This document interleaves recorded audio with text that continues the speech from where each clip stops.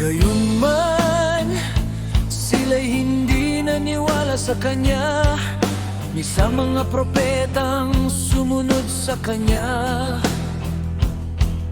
Hindi rin sa akin na nagsalita sa kanila, na ang kanilang kapahamakan ay hindi magkakaroon ng bigat na gaya ng kagalakan sa mga nahikayat sa kaligtasan. Ako'y sumagot noon at nagsabi, alam ko, alahayang Yahweh,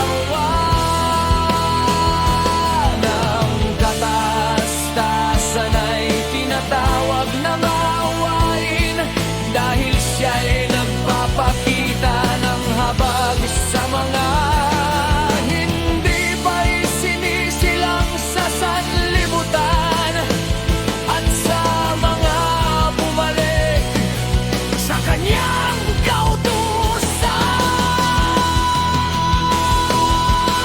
Siya'y mapagtiis at nagtitiis ng matagal sa mga nagkasala bilang kanyang mga nilikha.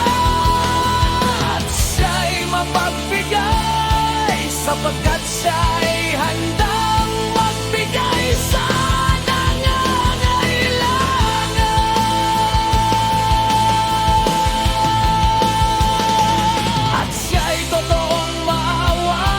sapagkat dinadagdagan niya ng higit pa ang mga awa sa mga kasalulukuyan at sa mga nakalipas, at gayon din sa mga darating.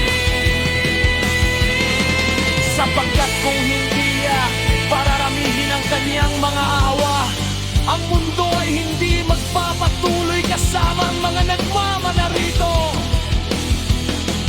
At siya'y nagpapatawad sapagkat kung hindi niya ito gagawin dahil sa kanyang kabutihan, upang ang mga gumawa ng kasamaan ay maaliw mula rin